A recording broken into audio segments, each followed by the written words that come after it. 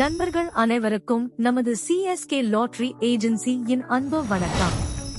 நண்பர்களே, இன்று ஜூலை 23, 2025 அன்று நடைபெற்ற கேரளா மாநில லாட்டரி மான்சூன் பம்பர் 2025 இன் முதல் பரிசு பெற்ற எண் பற்றிய விவரங்களை இங்கே பகிர்கிறோம். முதலாம் பரிசு 10 கோடி.